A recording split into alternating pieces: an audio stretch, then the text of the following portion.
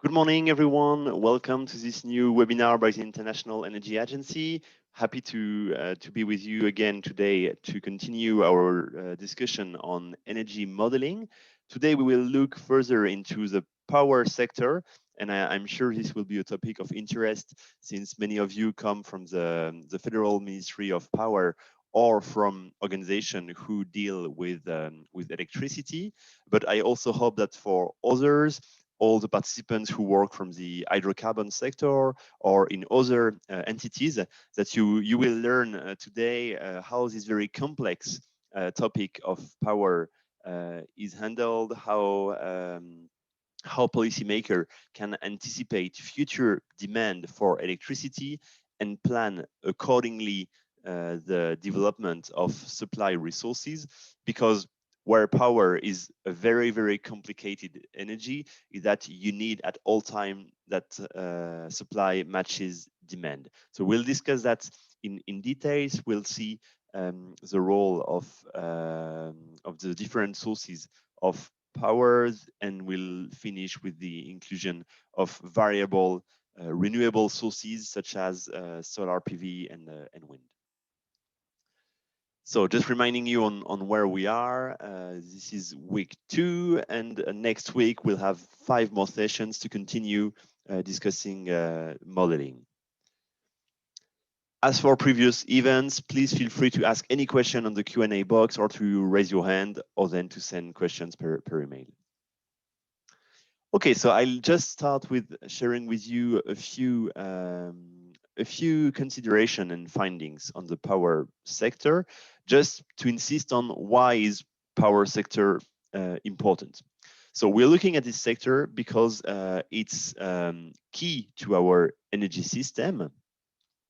If you look in the world, the share of electricity and heat, but let's focus mostly on electricity, in the demand for energy by end-use sector is important. You have more than 20% of energy demanded for end use that's come from power. It's way more in the residential sector, in the service sector. And as a consequence, you would also see that power is responsible for 40% of CO2 emissions. This is a picture for the world. And when we look at Africa, we have the same trend, the same order of magnitudes, even though in the residential sector, power only accounts for 5% of the energy demanded, because as you know very well, bioenergy and the traditional use of biomass is still the first fuel for residential needs in Africa. So this is some global picture. Let's have a look at maybe some very recent trends in the power sector. If we look at electricity consumption per big region, so you have China in red, for example, and Africa in yellow, you would see that in 2019, this the level of electricity demand was at a certain level. And if we look at what happened between 2019 and 2020, in this year impacted by the COVID-19 pandemic and its consequences, such as lockdown, you would see that electricity demand has been relatively resilient to the COVID shock, because much less than other fuels such as oil, such as coal, electricity demand has declined by only 2% across the year, whereas the total decline was 5% in final energy demand. And if you look at some regions like China, actually, there has been no decrease, but there has been an increase in electricity demand between those 2 years. On the contrary, for most of all the regions, there has been a slow, a limited reduction in electricity demand between 2019 and 2020. So these are recent evolution, but what could the future look like? Well, in all the scenario developed by the IEA, we see electricity demand returning to growth very fast from the early 2020s. And we really expect electricity to play a more central role in meeting energy needs and outpacing demand for growth for any other fuel. So let's look at how things could evolve to 2030 and 2040. We would expect that China would lead the growth with a demand doubling by between 2020 and 2040. We would also see doubling of electricity demand in Africa. And then we have other interesting trends, like India would take over the European Union as the third largest power system before 2040. And when we try to think of the sources of demand growth, we see that the face of demand for electricity is changing. Of course, we still have some traditional sources of demand like electric motors in industry or household appliances. And especially in developing and emerging countries where there will be a lot of industrial development as well as a higher level of incomes, we expect those traditional sources of demand to fuel the growth for electricity. But there will also be some new sources, some new needs for electricity demand, including digitalization, including electrification of transport, but also space cooling needs that we expect to be a very strong driver for electricity growth. And if we look now at the supply side, we also expect to witness a profound transformation on the way electricity is produced.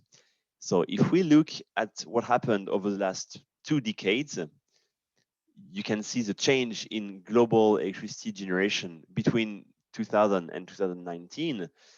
You would see that coal was the number one source, and this is what we call the reign of coal. But things are changing because if we look, things are already changing because if we look on the most recent years, solar PV has already become the first source and the most dynamic source, the most built power technology over the past 3 years. And looking ahead, we would expect coal-fired electricity generation to decrease by 2040, whereas on the contrary, we expect a growth for gas and a very strong growth for wind and solar PV. This is why we call solar PV the new king of electricity. And there is even potential for more than what you can see here. Under our sustainable development scenario, we would expect solar PV to produce 8,000 terawatt hour more electricity than today. And this is equivalent to 12 times what was produced by solar PV in the year 2019. So it's really a very strong scale of solar PV, but there is also important development of wind, other low carbon sources, and so on. So these were global trends. When it comes to Africa, we see that the development of the power sector is something ongoing on its way, but that requires some investments which are very important. Here you can see what has been invested in 2018 in the power sector in Africa, and most of investments go to generation, so building new power plants, and you have a lower part which goes to electricity network, to the grids themselves. In our steps or stated policy scenario, we would expect a doubling of this level, but in our Africa case, which provides universal access to electricity and a more dynamic economy with higher GDP, the level of investment would need to quadruple by 2040. And looking at the sources, the question here is that feasible? Do we have the money for that? what we've done is to compare this level of required investment with the regional GDP. And in our Africa case, this would mean putting on the table a bit more than 2 or less than 2.5% of the GDP in the power sector. And is this reasonable? Well, we've observed in the past that this is less than what India has done over the past 2 decades, and similar to what China has also accomplished over the same period. So mobilizing investment in Africa is challenging, but this is achievable, and this would bring many benefits, such as universal access to electricity and a more vitalized and dynamic economies in general, with more reliable and more supplied electricity sector. So these were a few findings I wanted to share with you. And now I like to ask you some questions before we enter into really the details of how to make findings, how to make modeling and projections on the power sector. So I invite you to go to www.menti.com.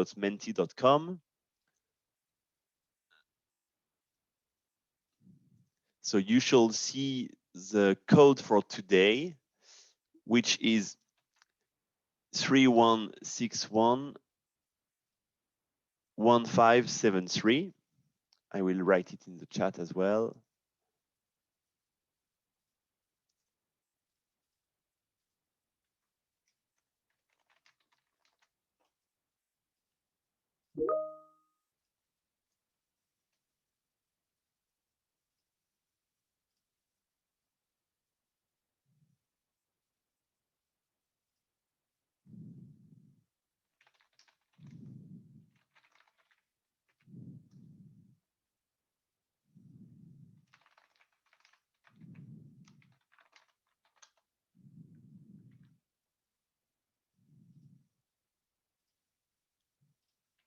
Okay, so I hope you've been able to access Menti.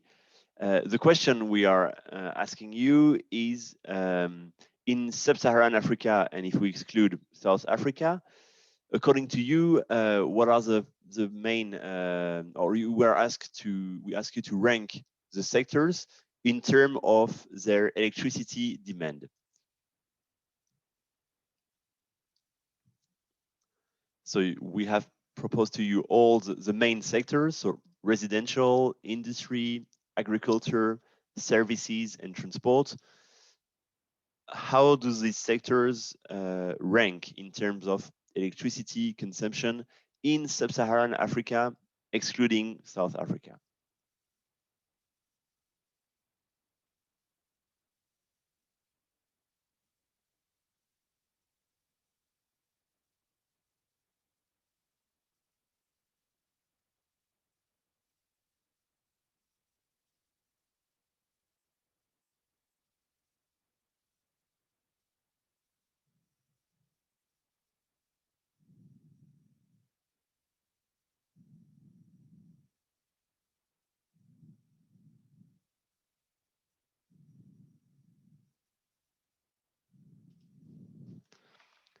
Okay, I give you a bit more time.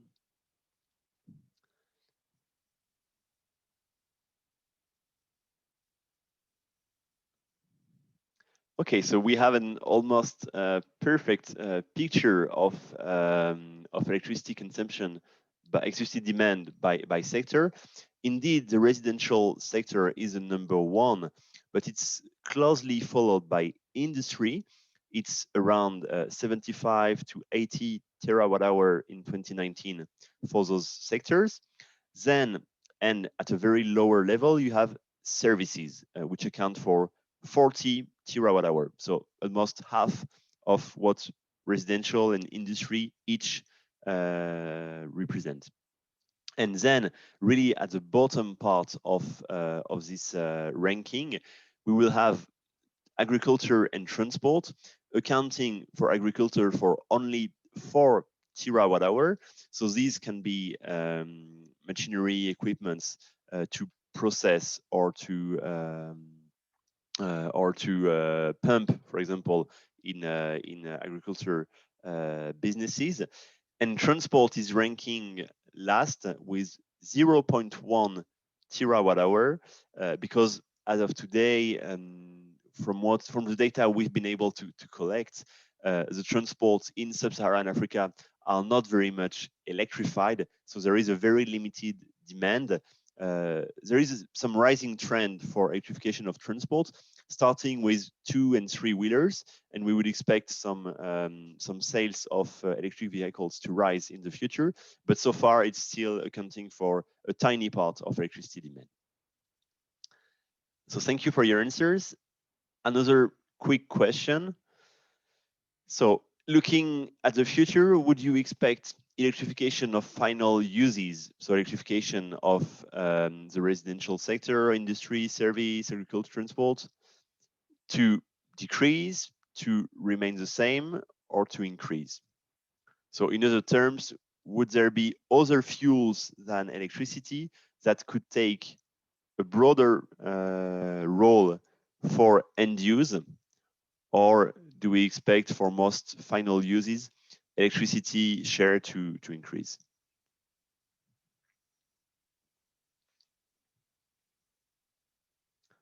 Okay, the question sounds maybe a bit obvious, and you all agree that we expect the world to electrify increasingly, and that's the case everywhere in our region. So there is no real exception to that. Okay, so thank you very much for your answers. So today we will discuss the basics of power system so that you understand really the general principles, how to have these electricity balances, understanding how to add capacity, and then how to dispatch, how to decide when to use a certain power plant and when to use another one. So this will be the first part, and my colleague Yasmin will will take you through all those points. We'll break for some questions, and then in the second half we will discuss economics of power system. So how to compare cost of the different sources. We'll discuss LCOE, but also value adjusted LCOE or Lcoe. And we'll last discuss the integration of variable renewables, not because it's not important, but because it's even more complex. So we start with the basics with only thermal sources, and then we'll discuss how intermittent solar PV and wind can enter the game.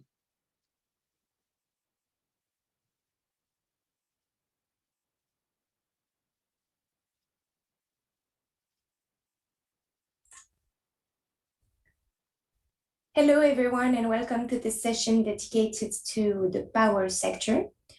My name is Yasmin Arsalan. I'm a power sector modeler and analyst within the World Energy Outlook team here at the IEA. So today, together, we'll look at the basic principle and characteristic of the power sector. We will first have a look at how it's functioning without wind and solar PV. Then at the end of the presentation, we'll come back to these newer technologies and see how they are impacting the power system's operation. As we all know, power systems are very complex systems. They have a multitude of actors, multitude of elements and interaction between them. I'd like to focus on the most important one here. So first, the demand side of things. You can see here the different centers where electricity is consumed, be it a household, be it industries and businesses, commercial facilities. Second, then on the supply side of things, where this electricity is produced. So this is the generation facilities. And third, between those two groups, you have the grid, transmission, distribution grids, and other related infrastructure, and the grid that connects those two broad groups. So this is for the grid connected element of power systems. You have, in addition, some off-grid elements. They can be divided between mini-grids and standalone systems. We need now to remember that this is a picture taken at one point in time. For example, regarding the national grids, traditionally, this has been only one direction flows from generation centers to demand centers. And now this traditional way at looking at flows is becoming blurrier and blurrier. You can see that now more and more consumers are generating their own electricity and injecting it into the grid. So this traditional unidirectional flow is becoming more multidirectional. So that is on the national grid side. On the off-grid side, we can think that some off-grid elements can at some point be integrated in the national grids. Mini grids can be connected at some point in time to the main grids. So this presentation, we will look mainly to on-grid system, and we will leave the off-grid ones to a separate webinar. Today, we will focus mainly at the supply side of things. We will focus really at the generation part of the power sectors. Of course, demand side is really important. Electricity demand level, electricity demand shape will really impact the power sector's operation and their evolution over time. Over the course of the year, over the course of a month, over the course even of a day, or even at a shorter time frame, will have impacts on the operation of power sector generation. So more on demand. We looked yesterday at end-use sector energy demand. Electricity accounts for a very important part of it. At the global level, we are talking about 1/5 of end-use sector energy demand that are met by electricity. And if we consider that electricity has a higher conversion efficiency compared to other fuels, other energy vector, then this share of useful energy is even much, much higher. Going forward,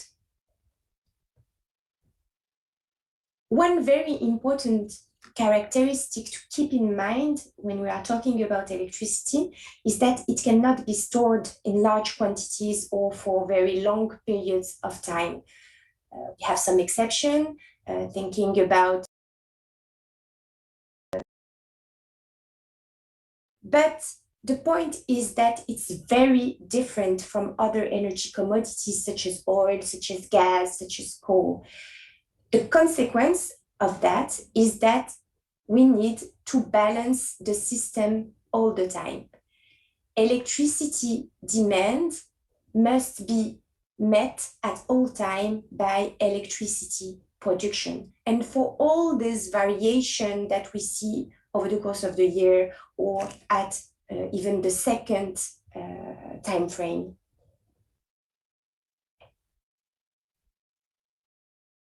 Until here, we looked at electricity demand. So this is sitting at this part of the world energy model. And electricity demand need to be balanced at all time, but by the electricity supply. So this is considered as an input to the power supply module of the model.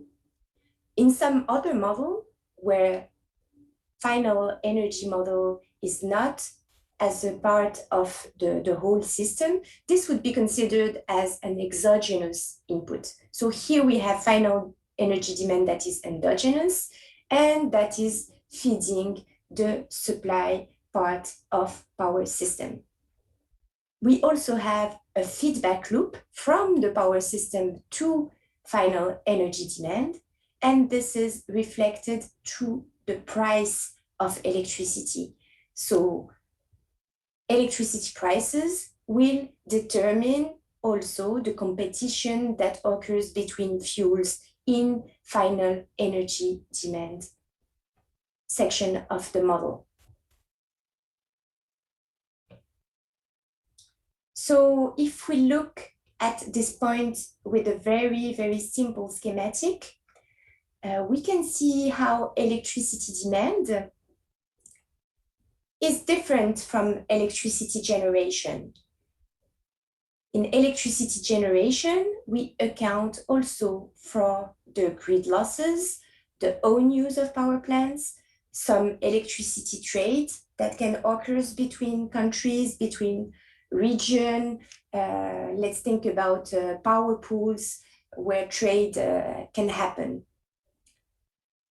So the total generation needs to be met by the producing facilities, which determines the electricity prices, and then this feedback to end-use sectors' demand. Now let's move on to the next section of this power supply modeling session. So we will touch upon more in detail what are the sub-modules of the power sector module in our model. So if we have a closer look at the power sector generation module, we have inputs flowing in. We need a lot of historical data, such as capacity by technology, by year. We need information on the generation mix, the fuel consumption. On top of that, each technology has a different feature. The cost, the capex of each technology will be quite important to drive our module. We have also learning rates, which will make this cost evolve over time as we have learning by doing. We need some grid elements, such as the length of the line, and also capacity factors. On top of that, some elements are linked to projections from other modules. So, as mentioned earlier, we need electricity demand from the demand module. On top of that, fuel prices that would come from the supply module, and CO2 prices in regions that have applied these kind of policies. Talking about policies, we have constraints also. Other policies than CO2 pricing can be renewable energy targets, but other constraints can be market or non-market related or technical. And as output, we are able to derive capacity, the network length, generation, fuel consumption, cost, investment, and electricity prices that would then be implemented as a feedback loop for electricity demand module. Now let's have a closer look at this black box. When we model the power sector, we need to remember that this is a multitude of submodules that needs to be considered, from distributed generation to nuclear generation. One of these modules, for instance, combined heat and power and heat plants, will have heat demand as a driving element. Water is a driver for this desalination one. Renewables need to take into account the available potential for each location, etc., etc. And as an output of each of these very complex submodules, we have the evolution of capacity, fuel mix in terms of generation and use. We have the emission, we have the investment and prices.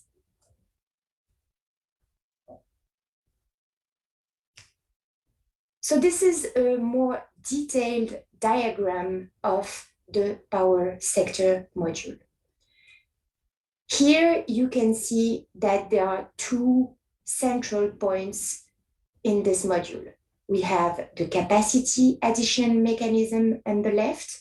So this is the module from which we derive what type of capacity needs to be built to meet electricity demand. So the inputs in white of these modules are investment assumption, prices, efficiency, historical capacity, and retirement. We also have in green some calculation that would have an important impact on this module. Electricity demand, obviously, we build this capacity to meet demand. And we will look at this module first, then we will move on to the dispatch mechanism. Once we have those plants, this installed capacity, how do they operate? So maybe before digging in, an important consideration to have in mind here. When we are talking about the needed installed capacity in a power system, there are two components. We build it to meet demand, but also because our power plants have lifetime. So existing plant today will be retired in the future.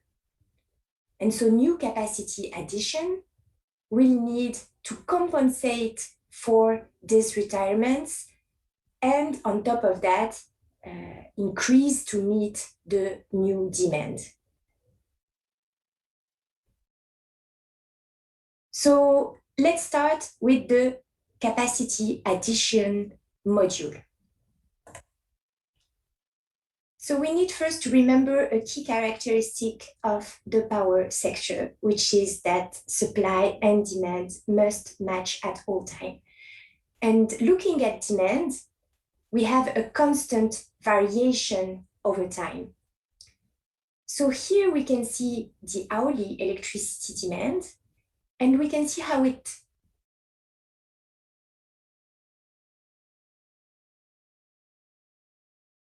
country. If we could look at monthly changes, we see as well some variation, and during the week, we see higher demand during working days. And during the day, higher demand during daylight hours compared to nighttime hours.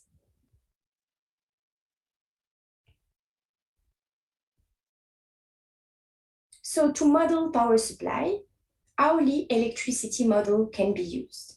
We have this kind of models here in the World Energy Outlook team for several regions, the United States, China, India, and European Union.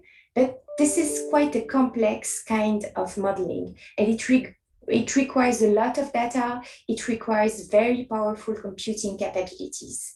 So when we look at the annual granularity, we make some assumptions, some simplification to still consider the granularity, the time period granularity, but keeping it in a simpler way.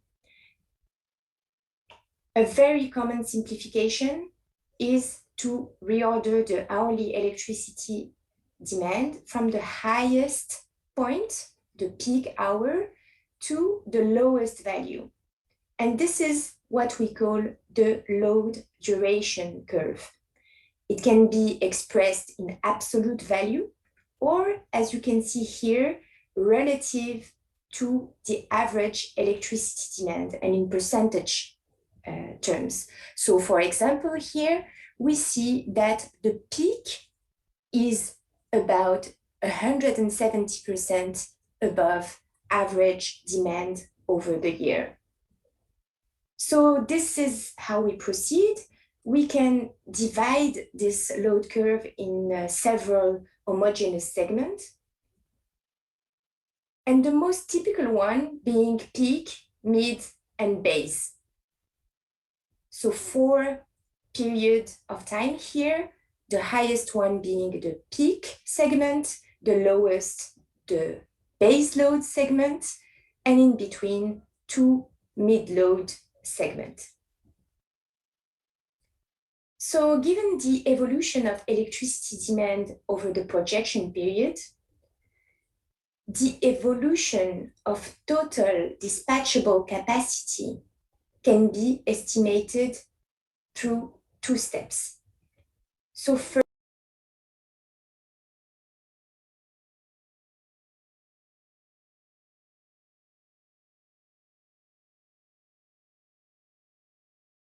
calculate this peak to average ratio based on the analysis of historical data and the evolution of different end use, for instance, cooling needs or electric vehicles can make this demand peakier. Then to have more reliability on the system, it is not only the peak demand that needs to be met. We build the system to meet that peak demand, but we have a level of security. This is what we call the capacity margin. So an additional amount of dispatchable capacity to be sure that we have a reliable system, even if some plants for extreme reason like rupture of supply chains, etc., are down in a certain period of time, then we have this capacity margin on top of the peak demand to make sure that the system is meeting demand at all time. So coming back to the different time slices. So as we saw earlier, we considered a base load type of plant, mid-load type of plant, and peak load type of plants. And for each time slice, the new additional capacity needs to take into account all these three different time slices. So we consider the net addition needed to meet new demand, and as mentioned earlier, the addition needed to replace the retiring plants.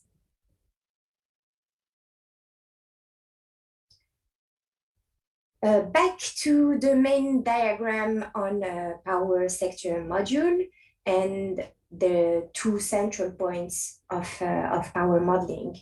So we had a look at additions of new plants. Now we will look at the way to operate these plants once they have been added to the system. So if you look at this diagram, the main inputs to operate the plants are, of course, what is the installed capacity, which was an output, outputs are in blue, an output of the capacity mechanism. Once we have capacity, then the main drivers would be fuel and CO2 price, efficiencies, historical capacity, maximum capacity factors. And the output of this is generation by plants, and we will see at a later stage fuel consumption and CO2 emission by plant type. So we're really focusing on this part of the model. We have several dispatch mechanisms available when we model how plants operate. This is really aiming at determining which plants, which technology will generate in which point in time within the hour, within the year, given a number of constraints such as the availability and flexibility, the technical constraints of each plant type. So, given a certain level of demand and a certain amount of installed capacity, depending on the type, power plants generate electricity based on dispatching rules, usually on an hour-by-hour basis. What is important here is the utilization rate, meaning during a year, how often these plants operate. So in gray, baseload plants would operate generally with capacity factors or utilization rates around 80%. 80% of the year, baseload plant would be used to meet demand. Mid-load would be generally used 50% of the year, and peak load run very much less hours. Really, as you can see on the graph on the left, you see they're used really for peaky demand, and so they have generally much lower capacity factor, generally below 10%. Here in this example, we have 7%. So this is a very useful indicator, this capacity factor. It can be used in the modeling to add additional constraint on the maximum generation of a group of plants. For example, you could set as a constraint that gas turbine cannot be used more than X% of the year. This is used to simulate operational constraints and also grid bottlenecks. One of the most common and most efficient dispatch system is the merit order. So what is the merit order?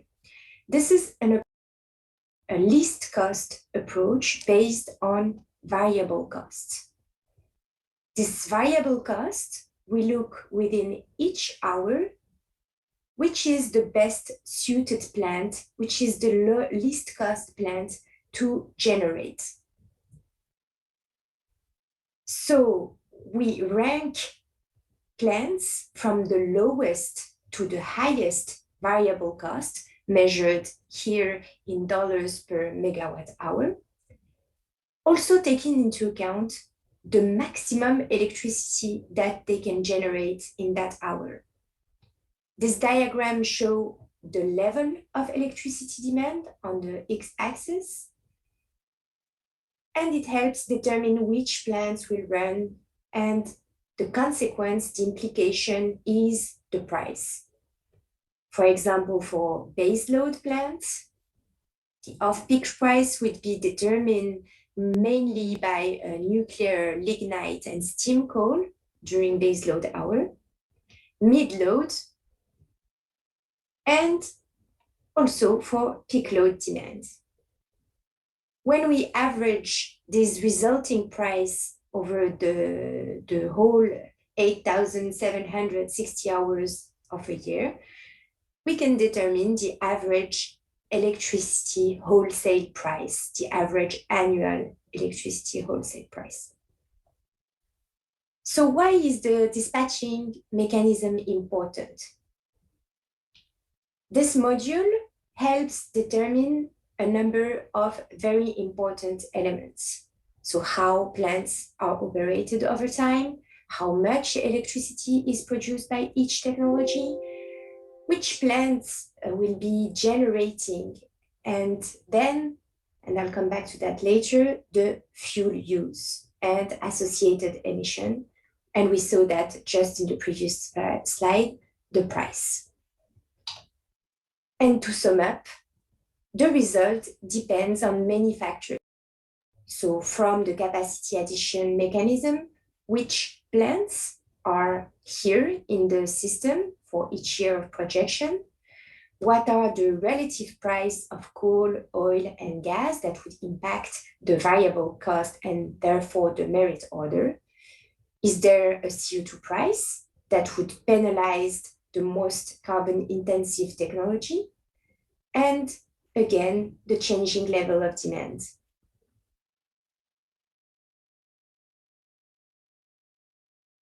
A quick illustration of the result of the generation module for a very specific case that we took from our World Energy Outlook 2019, Africa. So here on the top, we can see the evolving demand over the period and for different scenarios, and how electricity is generated, what are the different sources of electricity in those three scenarios, the stated policy scenario, the Africa case. So we can see clearly that in the Africa case, demand increased almost eightfold. And here, gas, wind, and solar are meeting most of the demand growth. Coming back to the diagram, we have now covered the two main components, addition of new plants and dispatch mechanism. To follow, I would like to focus on other very important elements of this power system, which is how much fuel is consumed by plants and the consequence of it, the CO2 emission by plant type. So once we have electricity generated from the dispatch module, one key element to consider is the efficiency of these plants. This is really key to determine the overall efficiency of the park and therefore the fuel used by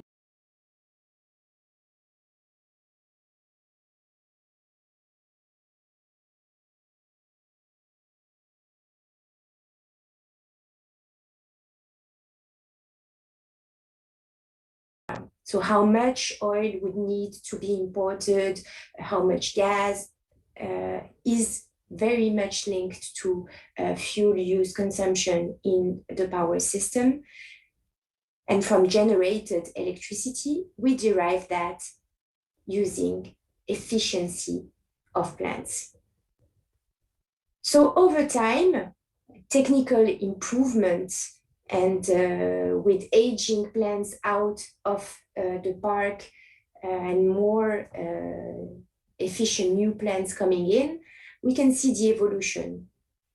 In the OECD region, this evolution is really minimal, but as you can see in China and India, as the demand is decreasing much faster, we have much more new plants coming in to meet that demand, and these new plants are generally more efficient, having a big impact on efficiencies in the park.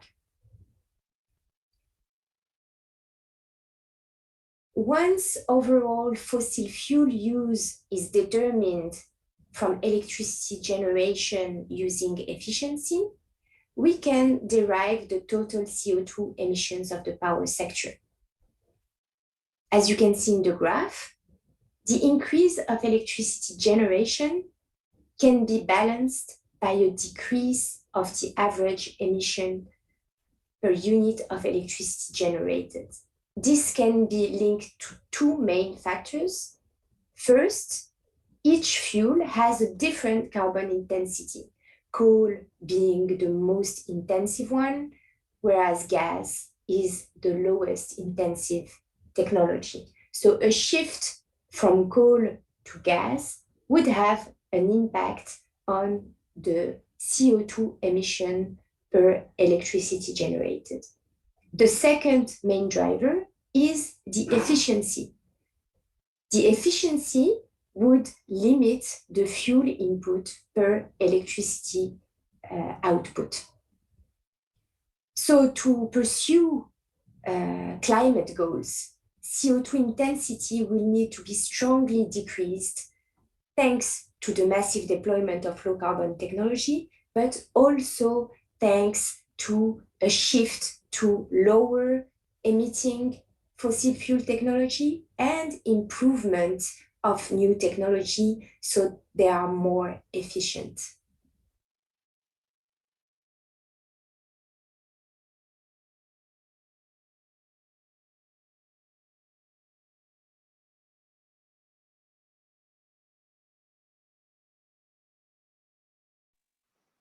Sorry, I was speaking on being mute. So we have time for questions now. I hope you found clear what was presented by Yasmin just now.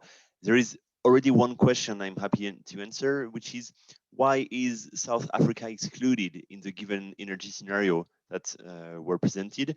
So at the IEA, we are really modeling the entire world, but we also have specific regions. So depending on what we want to show, we can look at Africa as a continent, or Sub-Saharan Africa, or Sub-Saharan Africa excluding South Africa.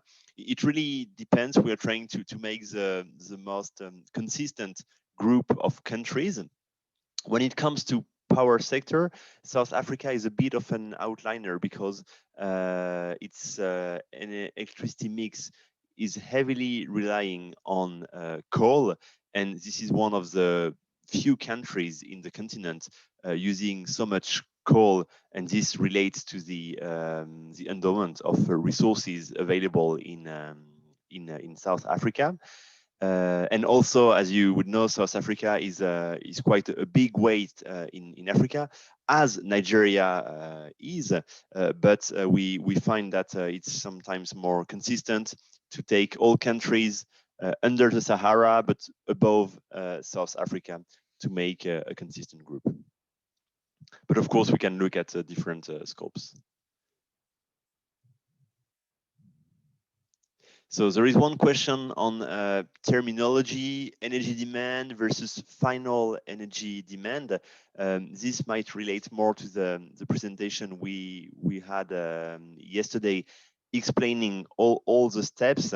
Maybe I can invite you to look again at the slide, or send you again this chart, where you would see that we have needs, like concrete needs for services, like I want to cook that quantity of food, I want to have that much light, I want to cool that that big room, etc., etc. This translates into need for services. Then we can express in energy units. So this will be energy demand, and then we translate it to final energy demand when looking at the equipment that are running, that are operating. So in yesterday's example with the air conditioner, we could see that we need to look at the efficiency of the air conditioner, because they are taking some electricity as power consumers and translating that into a service. In that case, it was cooling, and there is an efficiency ratio that we need to take into account. So these are in those calculation steps that we make the difference between useful energy demand and final energy demand. And that's important, because if you say that you just want to have a quantity of air blowing to you, this would be the useful energy demand. We can measure it in I don't know, like quantity of air moved, etc. And if you have a low efficient fan with a very low performing engine, this would require a lot of final energy demand, so a lot of electricity. On the contrary, if you have a very efficient fan, it will be able to provide you the same service, but with way less electricity. So that's the main difference.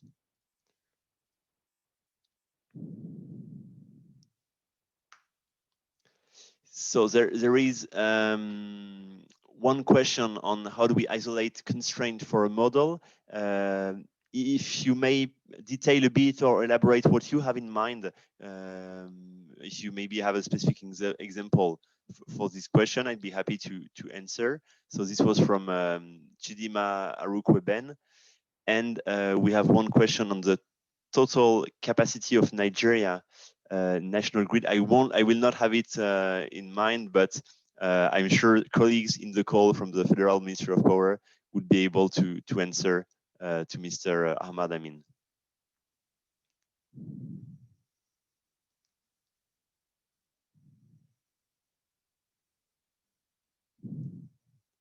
Yeah, on South Africa, likewise, the level of development indeed makes South Africa looking like more like North Africa countries, rather than to the average of other sub-Saharan Africa countries. So it's again a question of bringing together a consistent group of countries.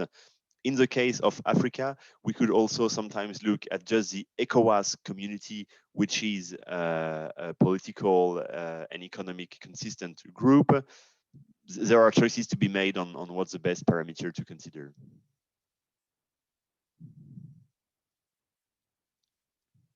So there is one question on CO2 that I'm reading. With the immense contribution of coal to CO2 emissions, what can be done to encourage the use of nuclear in electricity generation, considering its baseload advantages? So indeed, both coal and nuclear are technologies that enable baseload electricity generation and that are fully dispatchable. You have other sources. You can think of oil, but also of gas, and also you have hydro. When we look at renewables, you have hydro, you have geothermal, and sometimes other sources that can be also used as base load. So indeed, as you very correctly point to, we need to, well, coal is very CO2 intensive, and as the world is considering decarbonizing and emitting less greenhouse gases emissions, moving away from coal needs to be a priority, since it can be replaced by other less carbon intensive sources. Nuclear is indeed one of them. Taking the case of France, nuclear is providing the majority of electricity in France today, but we also expect nuclear capacities to grow significantly in China, in India, and in other places of the globe. Okay, so I'll keep maybe some questions also for when Jasmine joins us in the second part. I just want to show you some slides specific to Sub-Saharan Africa and Nigeria under our two main modeling scenario. So you can see here the mix of electricity generation in the continent. So again, looking at Sub-Saharan Africa without South Africa, and you would see that hydropower in blue is the main source of electricity generated in the continent, and then it's quite a diversified mix. When we look ahead to 2040, we would see a strong rise in electricity generated, but in the Africa case, it's even stronger, with a key role played by gas as a baseload source, and also a lot of solar PV in its way to become the second or third source of electricity generation. This is a picture for Sub-Saharan Africa. Looking at Nigeria under our projections, we see that there is a lot of gas used today in thermal plants. We also accounted a lot of backup generator providing electricity to businesses or to residential customers. So I'd be interested to hear from the Ministry of Power if those numbers make sense to what you also observe, and if the projections we made seem realistic. The stated policies or steps scenario is built on what we have noted as announced policies, so development of coal and development of gas too, as well as hydropower and other modern renewables. In our Africa case, to reach more than 200 terawatt hour produced in 2040, this would need a scale up in solar, but also mostly in gas. And last, I had already displayed this slide with geospatial analysis we have conducted, but this dates back to 2019. So I think there are very interesting and more recent work conducted under the SC for All for Nigeria initiative. So likewise, we'd be interested to discuss and to work together on looking at geospatial data to see where population live, where the grid is, where mini grid operations are happening, where solar home system distribution are happening, and what could be the best plans to provide electricity sources to all Nigerians at the least cost. So depending on what's the best solution. Okay, so I just have a few more questions for you. I invite you to go back to the Menti website, still with the same code. And we move to a new question. For those who might have missed the first questions, the code on Monty is 31611573. And okay, these are questions on things we've just seen on slides, but it will be a good way to test. So the question is, which is the largest electricity producing source in Sub-Saharan Africa, excluding South Africa? So that was the slide I just commented. But that question is very interesting. What I can say is that depending on to who we present it, we have very different answers. Because, for example, Senegal, with who we conducted a similar online training, they have a power mix which is today 90% based on oil and on heavy fuel oil. So they were expecting the situation to be similar at the scale of Sub-Saharan Africa. Then we discussed with Ghana, who also have a quite a significant amount of gas in their power generation. We discussed with Zambia, who have much more hydroelectricity, as well as DRC or Ethiopia. We will conduct the same training with Kenya, who have a very diversified mix with geothermal, with a strong share of geothermal, but also wind and solar. And in the case of Nigeria, it's also a different energy electricity mix. And the right answer, as you pointed, it's hydroelectricity is a #1 source in Sub-Saharan Africa, excluding South Africa. Hydro is producing more than half of all the electricity in that region. Then comes gas, producing a quarter of the electricity. Then comes oil, 15%, coal, 5%, and wind plus solar PV plus geothermal plus bioenergy together produce 10 terawatt hour. So it's less than 5% of the total electricity of this region. And looking at the future, what do you expect? Which source do you expect to increase? Sorry, excuse me. The question is, which source has increased the most since 2014 in this same region?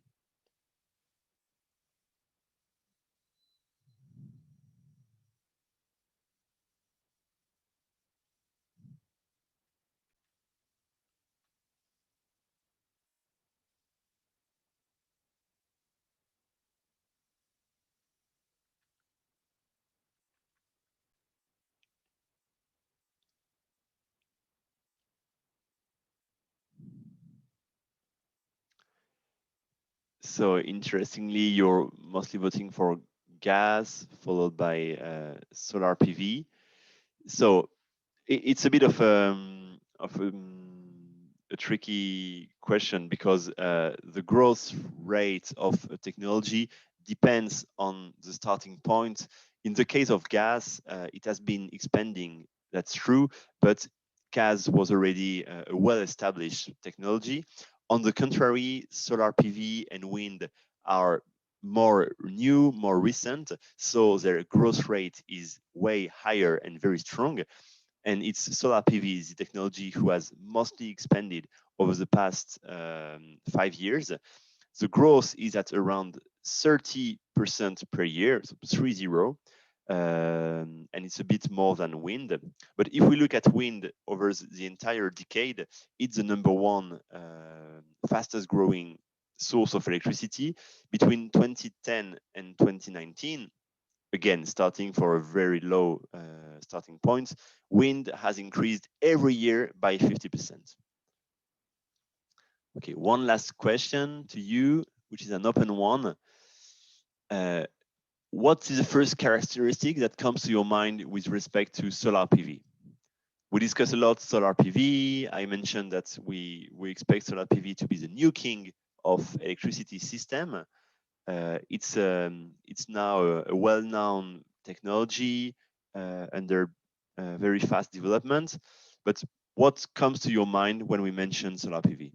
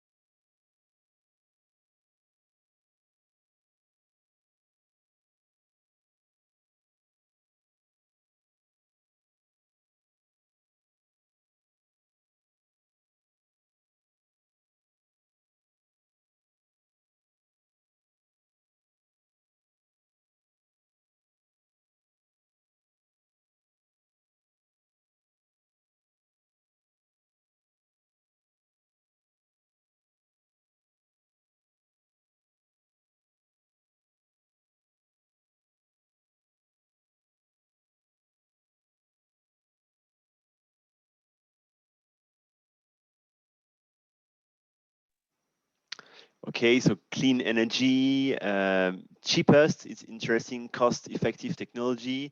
Indeed, there are many financial advantages with solar PV. Interestingly enough, people say cheap and low cost. Others say high cost.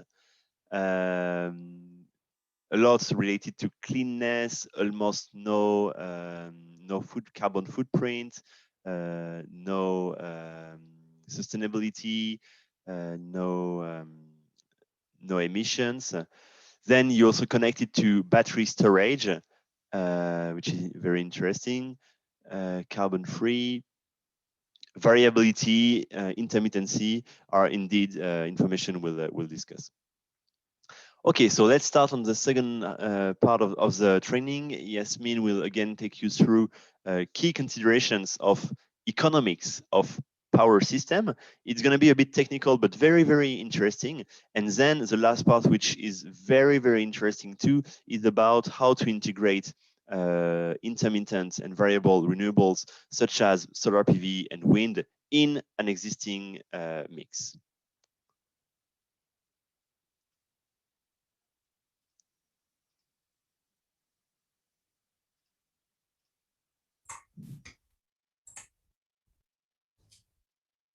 So we already looked at some economic concepts when we discussed the merit order and variable costs. I'd like now to expand a little bit more on that. And so in this section, we will now touch upon some other quite important aspects of power system economics. One very important aspect is how to evaluate the competitiveness of the different electricity generating technology. So competition depends on several factors, of course, cost component, but also when the plant is used, the time of use, and where. For example, if there is a grid congestion in the specific location. And it also depends on the value side of things, the value of electricity generated, and prices, of course, which could be higher generally at peak demand time. A very common indicator that is used to estimate the cost of producing electricity is the LCOE, the levelized cost of electricity, representing the cost of technologies over the project's lifetime. And we can see some indicative values for some of these technologies in the screen right now. The LCOE is measured as average cost per output of electricity. So here, for example, in dollars per megawatt hours. This metric really does a great job actually at putting together all the various technology costs. So talking about the cost to develop, design, license a project, the capital cost to actually build the plant. But then, of course, over the lifetime, which can range from 20 to 70 years, you would have also to pay for operation, maintenance costs, as well as input fuel and CO2 prices when applicable. Of course, on top of that, you would have the financing cost along the way that we generally call the weighted average cost of capital. So this can be quite a significant and disparate set of costs, would depend on the technologies. And we can see here how the LCOE really does a great job at putting them together in this general formula for calculating the LCOE. We have a more simplified form as well. So the idea now is not to look in detail at this formula, but I would like to highlight one point, that we have two main components: the variable cost that we use also in the merit order, and the fixed annualized cost. And these two components, they change according to the type of plant, and also the proportion, the relative importance is different depending on the technology. One quick example here to illustrate that point is to look at LCOEs by technology in the United States for 2017. Typically, low carbon technologies such as nuclear, wind, and solar PV, they have a high fixed cost and very low variable cost. On the other hand, gas, and to a lesser extent coal, are the opposite. They have high variable cost, and compared to that, relatively lower capital cost than low carbon technologies. Another point to highlight is that financing can be quite a significant proportion, especially for capital intensive technology. And if you have to pay a rate that reflects a very high market risk, then financing can be more important than the actual cost to build the plant itself. One of limitation of the LCOE, and especially in the simplified formula, is the capacity factors that are used is often fixed. So another very useful way to look at things is to see how the cost of power plants is changing depending of the amount of time these plants are used. So in the screening curve is what we call this way of looking at things. In the screening curves, you would look on the y-axis as at the fixed annual cost, and it would show how the cost would increase over time, over the time of use over the year, depending on how variable costs are evolving. So this really shows different type of technology, and it's really helping us to see the least cost pathway, the least cost solution for each type of utilization, meaning at peak demand, when the numbers of operating hours are really low, up to the base load operation of power plants when they operate all the year, 8,760 hours. So you can see this least cost path in the screen right now. What is Also very clear with this graph is that the power technology, they really provide different services. So we can consider nuclear power and coal plants very well suited for baseload operation, the baseload category. So it actually makes sense to compare them in terms of LCOEs. But it would be very difficult to compare a nuclear plant and a gas turbine or GT, which usually provide peak power, as we can see here. Another point is that this curve is valid only for dispatchable plants. And therefore, wind and solar PV cannot really be included. They run when the wind blows and the sunshine, so they don't really fit very well in this traditional categorization, baseload versus peaking plant technology. So the question is, for this technology, can we really compare the LCOE to dispatchable technology? So that's one of the limitation of LCOE, especially for renewable plants. So as mentioned, LCOEs are very widely used, and this is because they allow to present in one concise number the generation cost of a plant over its lifetime. There are, however, some limitation, and we really need to keep them in mind when we are using this indicator. I will focus on one of the key limitation here is it doesn't include the value of electricity generated. So basically, if you are an investor and looking at LCOE, you must keep in mind that it doesn't encompass anything on the revenue side of things. The second limitation is that making comparisons across different technology is complex or wrong. You need to go beyond and look at the screening curves as we did earlier for dispatchable technology.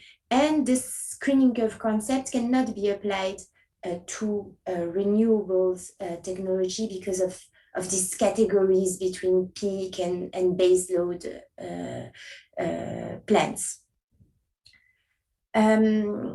So we really feel the need to go beyond this limitation. It does a great job, but we want to go beyond to overcome this limitation.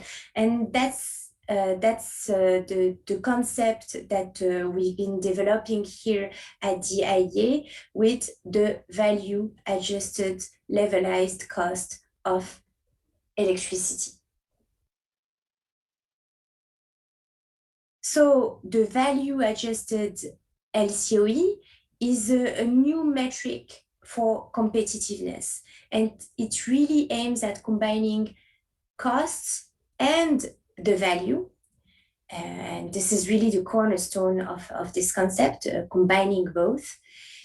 It is using information from hourly modeling of electricity demand and supply so that we can have information on how the power system operates on the hourly level, but also prices. And prices are really important to reflect the value of producing electricity in any given hour of a given year. So back to the concept of Lcoe. On the one side, you have the LCOE metric that gives you the single cost number. And on the other side, you have the system value. And we can see here 3 broad categories. And these categories are kind of mirroring the new market design that we have seen emerging in many countries, thinking about the European Union, US, Japan, but many others are looking into explicit pricing of electricity services. So the main one is energy value, which represent the value of electricity production on a system at any time to meet demand. So in wholesale markets, which are widely represented over the world, this would be reflected by bids to sell electricity in a given hour. The second category is the capacity value. So it reflects the contribution to system adequacy. Capacity market exists in a number of regions with payment for power plants that can contribute to the reliability of the system. So basically, we can think of it as being paid for being here when needed. And the third one is on the flexibility side, that encompass all additional services that really ensure the quality of electricity services. And this kind of services, they are generally valued through ancillary service markets that are also emerging in some countries. So the concept behind the Lcoe is taking these costs, these values, and merging them. So the energy value is the one that really has the most impact. Selling electricity is today the largest source of revenues in competitive markets. And of the three categories of values I showed earlier, this is the energy values that changes the most across technologies. So showing now some hourly outputs, with demand trends over the course of a sample day in the European Union in 2030. You can see these demand trends represented by the blue line. And you can see also the various supply technology that contribute to meeting that demand.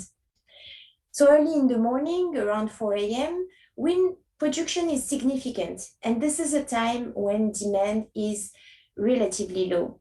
So this leads to an excess of supply, and other plants are therefore ramping down. On the other hand, you can see also a need for a big ramp up of electricity output during the evening peak when people are getting back from work.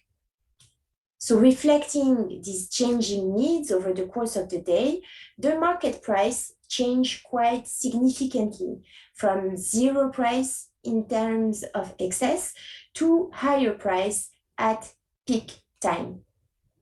So when we do that, not only for sample 24 hours, but for all 8,760 hours of a given year, we can actually derive the price received by each technology. We can then average it over the year. It can be thought as if it was the revenues from selling 1 megawatt hour of electricity on that given year. And that's what we call the energy values. It varies across technology. Again, dispatchable technologies, and particularly the most flexible ones, they are really able to capture those high prices at peak hours. So it means that their energy values is higher than the average of the system. And this, even if they run less hours. For this particular European system, you can see as well that wind and solar, especially solar, produce when it's less needed. So in that case, they have lower energy values. That's basically the idea of the energy value. For each region for which we have hourly models, so this is the United States, the European Union, China, and India, we derive from hourly operations the annual energy value for each technology. And we do this for every year projected in our outlook and for all our scenarios. So from this hourly information, we can derive also the capacity value, So the contribution to system adequacy. Can you rely on this technology to produce electricity when the system needs it the most? Dispatchable power plants are generally available in all hours, except in extreme cases such as disruption in supply chain or extreme weather, for example. And they have high capacity value. They can generally contribute to something like 80% of the peak or even above for some technologies. And for variable renewables, it would really depend on the degree of variability and how the output of solar, the output of wind is adequate and coincide with system needs. So in this example of the European Union here, we can see that their lower ability to contribute to the evening peaks would mean a lower capacity value. A quick word on the flexibility value. This is really the most difficult one to represent. In the ancillary service market in Ireland, we have more than 20 products from primary, secondary, reserves, regulation, frequency controls, and it is very difficult for a global model such as the World Energy Model to represent that kind of details. So our representation is really derived from this real world existing ancillary markets value, and we take into account how it increased with the rising share of variable renewables as it is quite obvious that this flexibility values is linked to the ramp up of these energy sources. Now, keep in mind that this is an example, and this is very specific to the European Union demand and supply pattern. It would look very differently in a system where the demand peak is more aligned to, let's say, solar output. We can think of a warm country, a sunnier country, and in that case, the peaks occurs generally at noon, and this is very well suited to solar PV, which can be able to meet cooling needs linked to this particular system. In that case, solar PV would be able to capture at the same time peak hour high prices and also to better contribute to the adequacy and have higher values. Now, how do we put all the pieces together? For a particular technology, we start with the LCOE. Then we would simulate in a given year the energy value for this technology. We do that for all technologies, so we are able to compare to the average energy value of the system. So here, for this very illustrative example, we can see that the technology has a higher value than the average of the system. So it means that it is more competitive. More competitive means that we need to adjust the cost and reduce it to reflect that. So this is what we do. We take the difference with the average energy value of the system and make this adjustment on the cost side of the metric. Now on the capacity value, the contribution to adequacy here is relatively low compared to average. So that means that the technology is less competitive than others on that specific category. Less competitive, therefore more expensive. And now the flexibility value. Again, not a very high value compared to average, less competitive. We adjust by increasing the cost side of things. So we take all these three value adjustments, we apply them to the LCOE, which leads to the value adjusted LCOE de Valco. So now to summarize the Valco concept, it does provide a more sophisticated metric of competitiveness. It includes these elements of value that the LCOE was missing, and it makes it robust across a wider set of technology. It is not perfect. A few of these limitations includes that they are not site-specific, so the network integration cost, for example, is not there, and it doesn't include externality costs that are not priced. So, for example, air pollution. The Valco is not the only metric looking beyond the LCOEs. For example, cost and benefits aspects are already taken into account in profitability calculations, such as the net present value. We have also some academic research looking into it. The US Energy Department, they also have similar metrics. In the real world, we have some application of very similar concepts in some auctions in Mexico, for instance.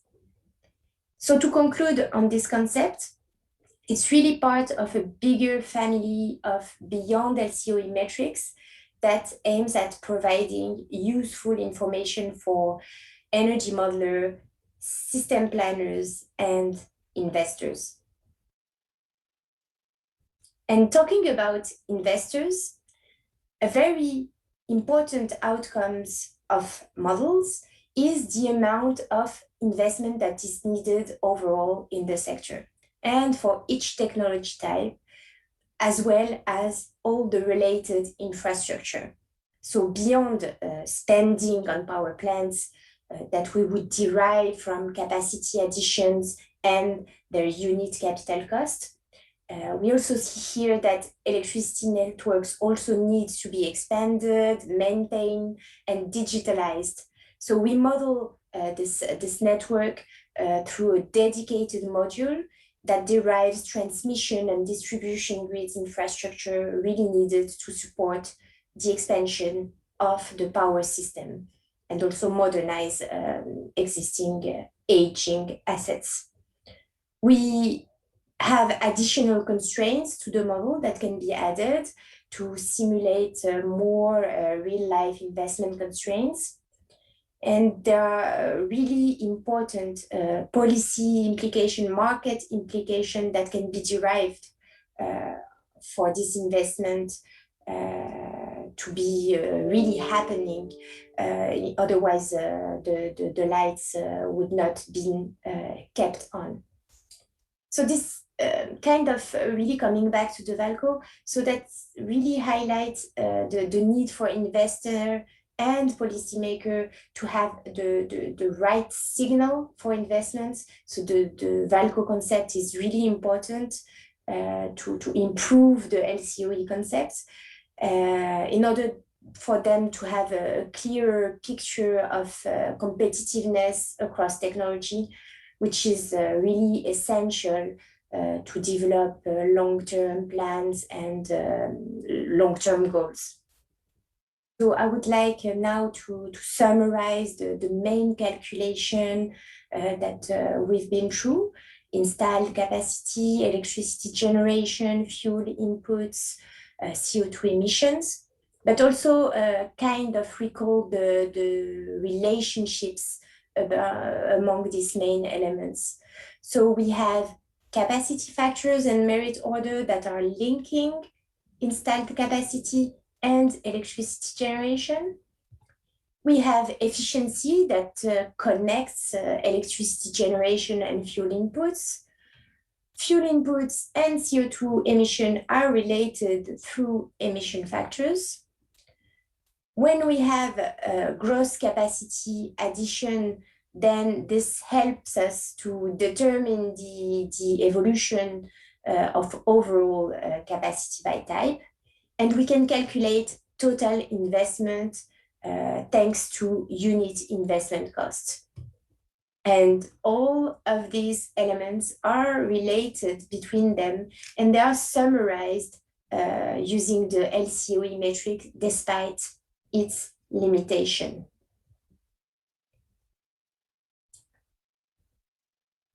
We have now reached the last part of our presentation on the power sector. And for this very last section, I would like to introduce the basic principle of the concept of variable renewables. What are their constraints? What are the solutions to integrate them into power system? So why are we looking at wind and solar PV technologies? The answer is quite easy. They really represent the biggest change and success story of the last 15 years. Solar PV is the new king. It's the most built technology over the past 3 years. It's the cheapest source of electricity in most countries over the world. And beyond these recent trends and historical trends, we see looking forward a greater role, a greater share of this technology to decarbonize power system in the future, to decarbonize the whole economy. But a point to keep in mind when we are talking about wind and solar PV is that the electricity generation, their output, is really depending on the underlying natural resources. And we can see on this slide how these outputs evolve over time because they are linked to the natural resources, they are linked to meteorological conditions. So this variation can lead to several consequences that can be summarized with really 3 main characteristics. That would be scarcity, abundancy, and variability. Scarcity is the situation that happens when these non-dispatchable renewables, these variable renewables, they do not provide enough generation to cover demand. So this requires other type of operator, other type of plant units to ramp up to meet demand. The second point, abundancy, is the opposite. It's when we have too much generation, too much output from wind and solar PV in the system, which leads to excess generation compared to demand. We saw an example earlier with the European Union. Then the third category, variability, is really the extent and the speed of the change of the outputs. For instance, the speed at which solar PV ramps up for the noon peak and ramps down when the evenings come, that needs to be compensated by other means of production. The impact of variable renewable energy sources would also depend on the level of deployment. At low level of penetration in the mix, the effects are really negligible. Power systems were built already to be resilient, to be able to accommodate the variability of demand. And when solar PV and wind share is low, the variation of demand from 1 hour to another is more important, has more effect on the system than this variability coming from solar and wind PV. But when we go beyond that, we begin to see some impact.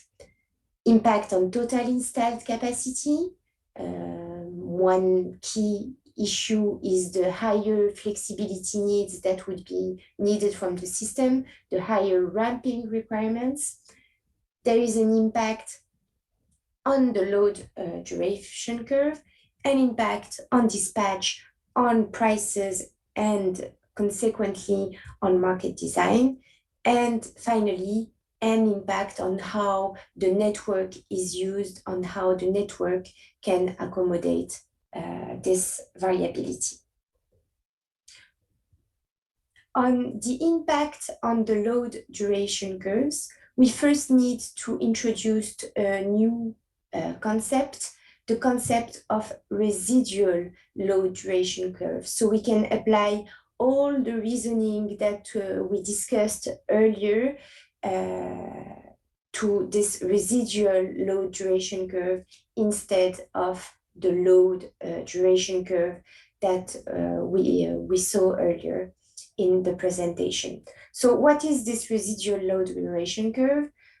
We take the hourly electricity demand, so here over the month of January, and then we would need to subtract the generation of the variable renewable energy sources. Here, this is solar PV. And the result is the light blue curve, the residual demand. Then, same concept as the load duration curve, we reorder the hourly demand from the highest to the lowest. And depending on the penetration of solar PV, you can see different impact, the biggest impact being the one with 60 gigawatts of solar PV. Looking at this example of 60 gigawatt and focusing on it, we can see that it generally has a main structure, but steeper than the original load duration curve, with big differences for base load and for peak load generation. This is a peak here load duration curves that requires less base load production means.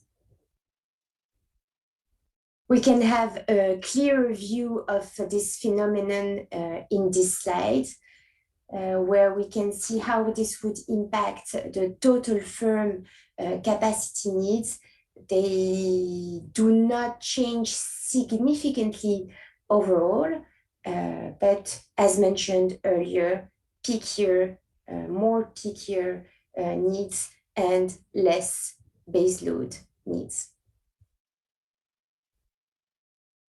Now, zooming in a day, a sample day. So here again, the same concept of residual demand with the total demand in red. And when we remove the solar output and the wind output, the result is the residual demand. What is really important in this zoom at the day level is we see very clearly the impact on the rest of the system. Here, when the solar output ramps up, then the rest of the system in green needs to ramp down to compensate this. And the same happens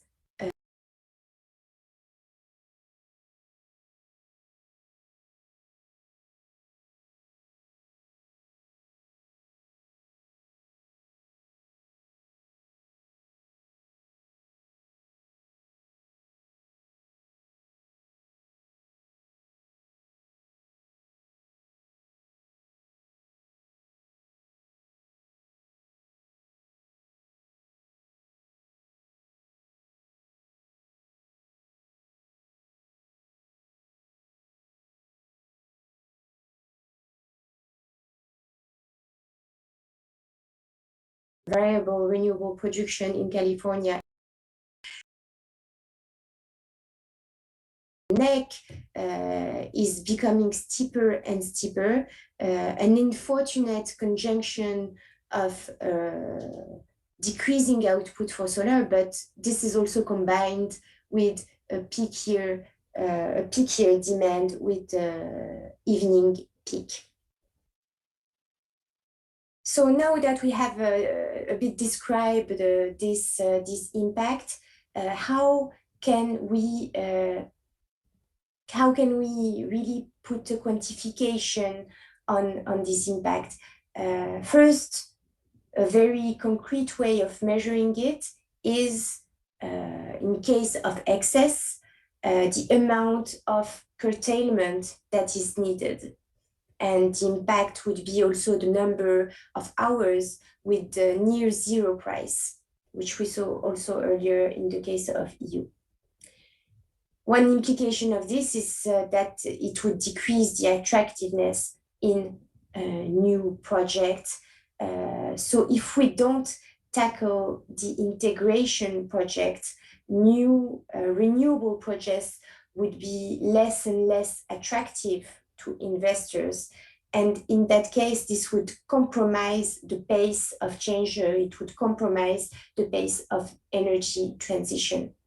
So we need to avoid or at least limit the extent of this implication.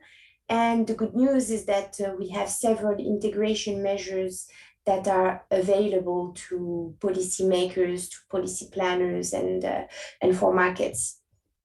We can summarize this in increasing the flexibility of the power system, energy storage, demand-side management, as well as interconnection between demand areas, between countries, between regions, and the role of that would play network transmission and distribution grids. So these four categories, I'll come back to this in the next slide.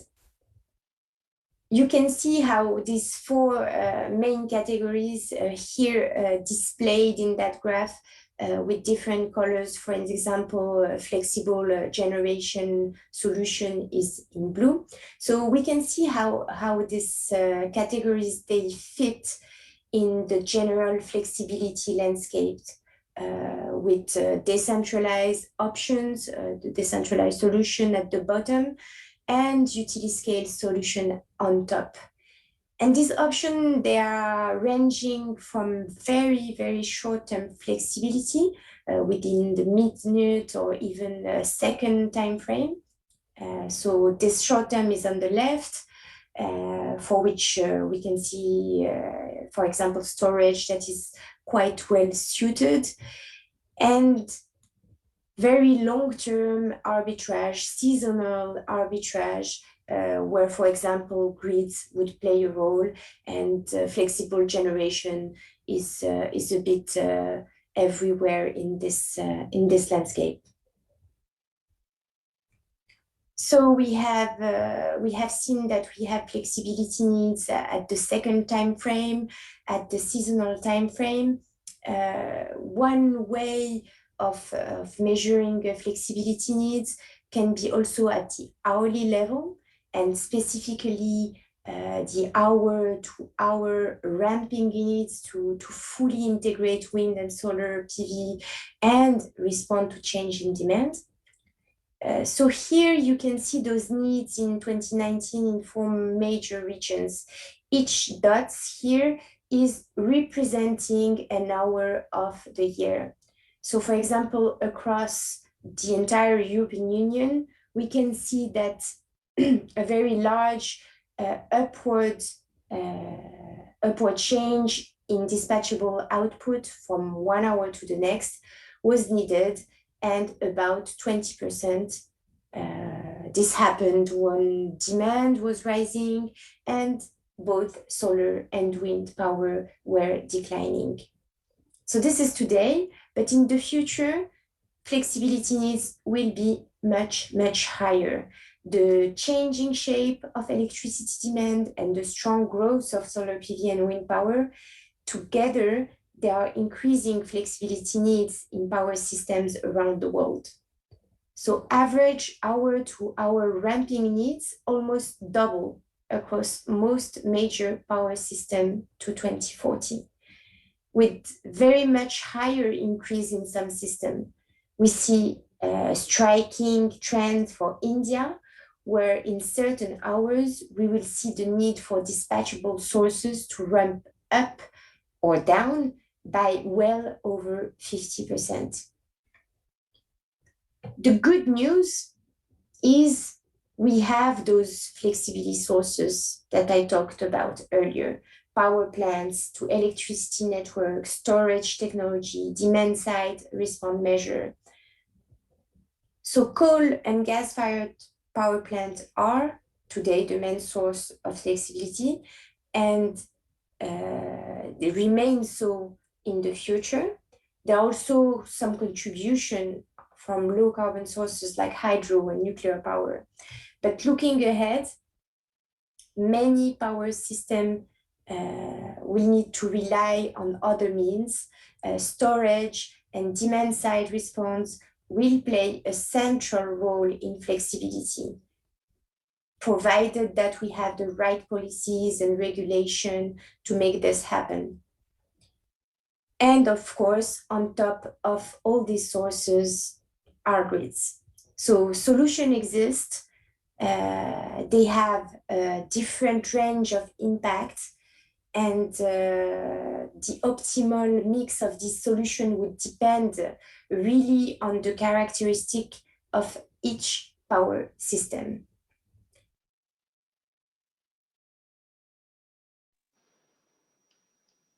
Okay, so I hope you you found interesting those two sections on the economics and on the integration of variable renewables. Now Yasmin is with us to answer some live questions. So I think we already received one question on the economics and on Lcoe. Yasmin, can you hear us? Yes, absolutely. I can turn my video on. I think you're blocking it, but happy to. Sorry. Okay, I'll try to. No problem. Unlock that.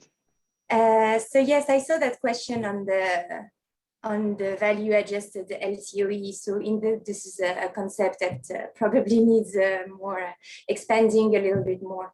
The question is really about it would depend. For example, the energy value would really depend on each market. I think this was the last word of my conclusion in the video is, of course, everything would depend on each context. So maybe if we can skip the animation to have everything. So why is it for the energy value, for example, why each context would be important? As you can see on the left, it would really depend on the shape of the demand, obviously, which are different for each market.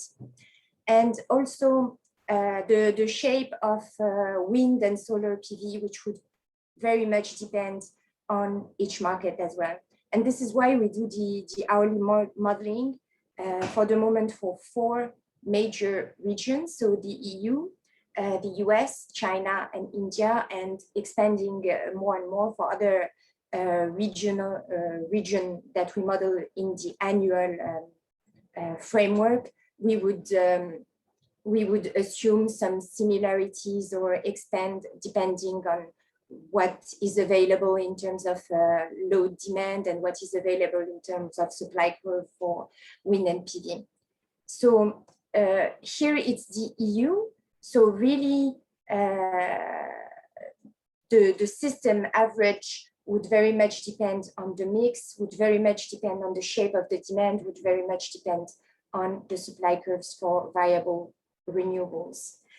So very relevant questions regarding the importance of local conditions for calculating the Lcoe. Thank you, Yasmin. There is another question that relates to flexibility and off-grid supply. So I'm reading the question. With the use of variable renewable energy as off-grid supply in Nigeria, will the flexibility needs be lower? Interesting. Well, depends on how we measure flexibility needs.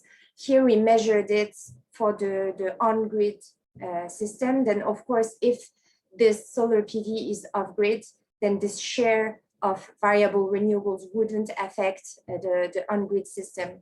But yeah, so having renewables totally off-grid, not having some feedback from the variable solar PV would decrease the flexibility needs, as flexibility needs are really measured as what is needed from the dispatchable plants, so mainly hydro, coal, oil, gas, that they need to ramp up and down to adjust to variable renewables. So if these variable renewables are off-grid, obviously this would have less impact on dispatchable plants that are on-grid.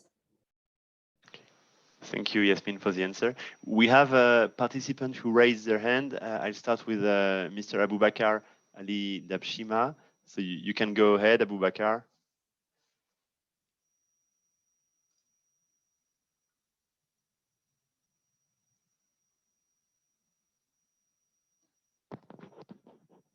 Abubakar, are you able to speak? Okay, not sure this works, but we also have Dr. Zarma, who raised the hand.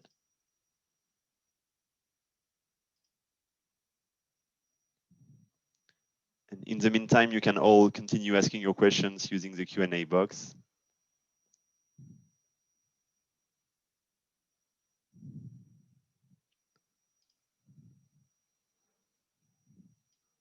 Okay, maybe these were some all pending hand raised.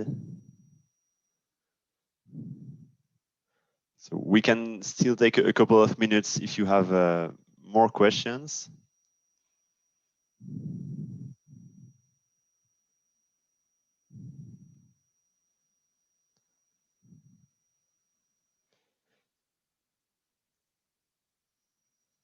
In the meantime, Yasmin, maybe are there some recent works the Power team has been on you would like to mention, or development you're working on?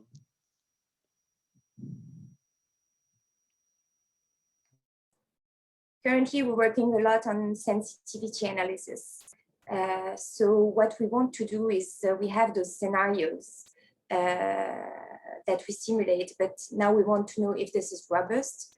So one analysis we're currently addressing is how much of additional renewables would be cost competitive, and for that we are running many simulation with Monte Carlo simulations to be able to assess if we increase, given a scenario, wind or solar PV by X%, is it still market competitive?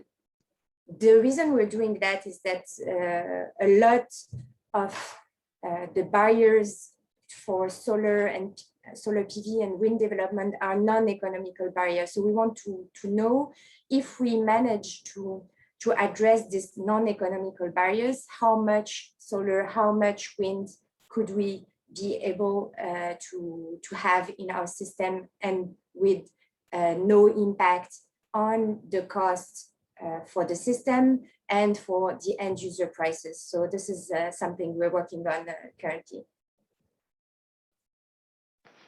Interesting, and looking forward to reading the analysis. I see Mr. Ahmad Amin also raised a hand, as well as Obinda Gerson. So you should all be able to unmute and speak. We can take some questions. Hello, Arnold. Can you hear me? Yeah. Yeah, good. Thank you, Yasmin. Very interesting presentation and insightful. As an energy economist, regarding the iterations you're running for Nigeria, it's important to bear in mind that the power supply from private generators, you find that most households and businesses own their own generator sets.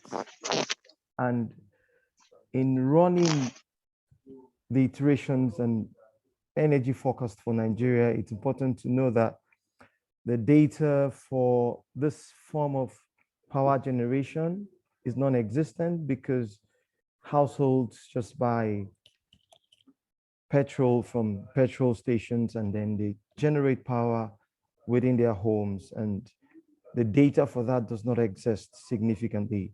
So that's something to take into consideration. Yes, looking at the Nigerian energy outlook, you have projected that that portion of backup generators is going to decline in the next roughly 15 years or thereabout. But again, it's important to look at the data you're using for this, because many more households, as population increase and urbanization increase, you have many more households that tend to want to use their own generators and they just buy a petrol from the petrol station. So something that could affect that trend would be the pricing of petroleum products, because you've just mentioned that most of the barriers to variable renewable energy are non-economic, but again, you still have the pricing of petroleum products that could influence the use of backup generators. In fact,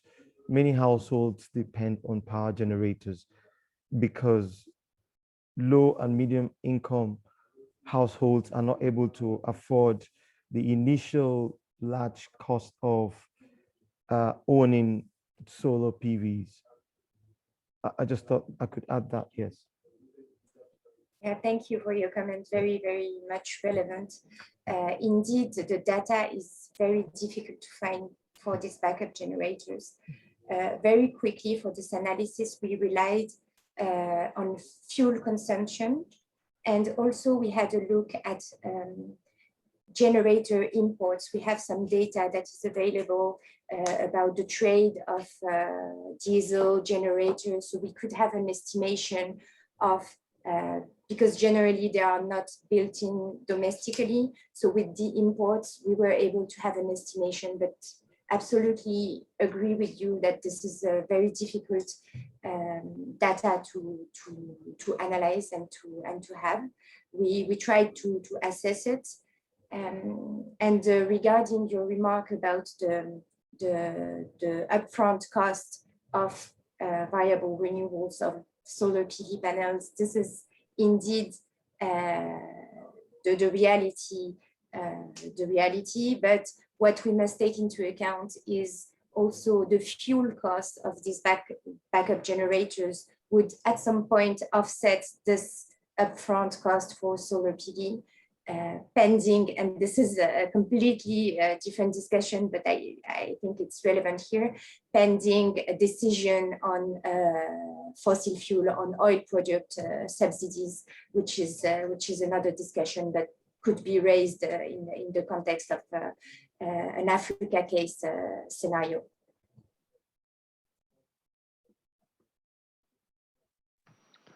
Thank you very much, Yasmin, and thank you, Owinda, for raising those points. Very important. I think we are now out of time. There would be much more to be said and commented on this section on power and discussing more specifically the Nigerian power sector. But we'll have to shift to another topic, and on Monday we'll meet again at the same time to discuss how to do energy modeling of the supply side. So moving to the left part of the infographic we've often used. And we'll discuss more into details the case of hydrocarbons and fossil fuels. So thank you very much for your attention today, for your participation, and wish you a very good weekend. And see you on Monday. And thank you, Yasmin, for joining us. Thank you, and thank you all for your questions and very relevant comments. Bye-bye. Have a good day.